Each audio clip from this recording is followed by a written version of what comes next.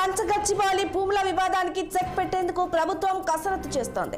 ఈ మేరకు deputy CM బట్టి విక్రమార్క ఆధ్వర్యంలో మంత్రుల కమిటీని నియమించింది. ఈ కమిటీలో మంత్రులు శ్రీధర్ బాబు, పొంగులేటి శ్రీనివాసరెడ్డి సంబంధిత అధికారులు ఉన్నారు.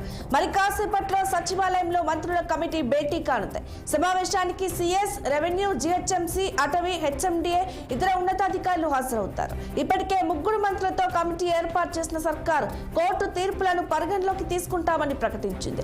మంత్రుల కమిటీ రాష్ట్రంలోని హెచ్సియు కార్యవర్గం, స్టూడెంట్ యూనియన్స్, మేధావులు, పర్యావరణవేత్తలతో సంప్రదింపులు చేయనుంది.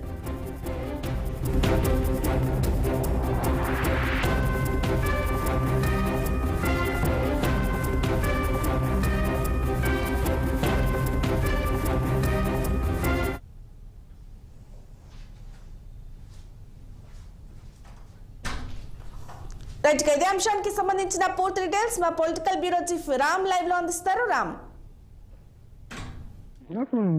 ఏదైతే గత కొద్ది రోజులుగా రాష్ట్ర వ్యాప్తంగా, దేశవ్యాప్తంగా వివాదాస్పదంగా మారిన కంచె గోపన్నపల్లి భూముల వ్యవహారంపై రాష్ట్ర ప్రభుత్వం ఒక అడుగు ముందుకేసం చెప్పనుకోవాలి. గత కొద్ది రోజులుగా హైదరాబాద్ సెంట్రల్ సిటీ, గచ్చిబౌలిలోని సెంట్రల్ సిటీలో విద్యార్థులు ప్రభుత్వం సేకరించాలనుకున్న 400 ఎకరాల భూమి విషయంలో అటు హైదరాబాద్ సెంట్రల్ సిటీ విద్యార్థులకు ప్రతిపక్ష పార్టీల మధ్య పెద్ద ఎత్తున ఆందోళన జరుగుతూ ఉంది.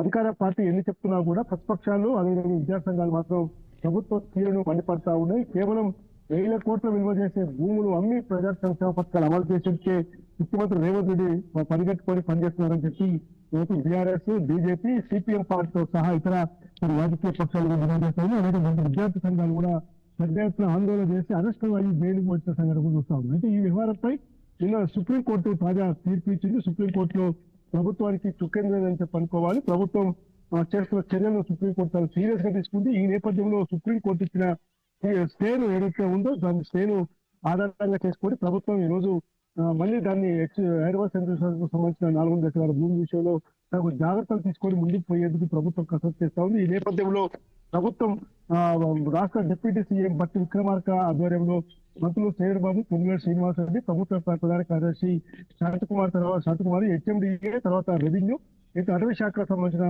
అధికారులతో కమిటీ వేయడం జరిగింది. కమిటీ బర్ఖాస్తపత్రం సచివాలయంలోని డిప్యూటీ సీఎం బట్టి విక్రమార్క ఛాంబర్ లో కూడా భేటీ అవుతుంది.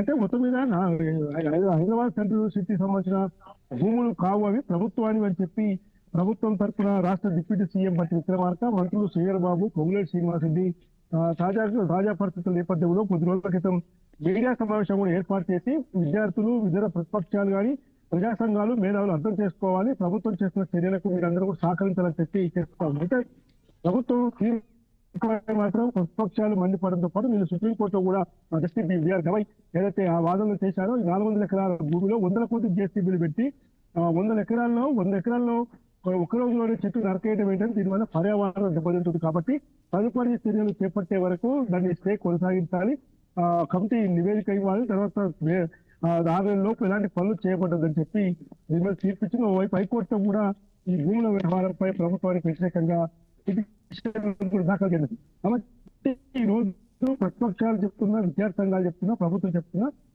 హైదరాబాద్ నగరంలో పర్యావరణాన్ని రక్షించేందుకు వైపు ప్రభుత్వాలు పెద్ద ఎత్తున చర్యలు చేపడుతుంటే 400 ఎకరాల భూములు అన్ని ఇతర ప్రైవేట్ వ్యక్తులు కట్టబెట్టేందుకు ఎలాంటి చర్యలు ఎందుకు తీసుకుంటున్నారని చెప్పి కూడా సుప్రీంకోర్టు ప్రశ్నించింది. ఆ నేపథ్యంలోనే ముఖ్యమంత్రి రేవంత్ రెడ్డి బట్టి కమిటీ వేశాడు.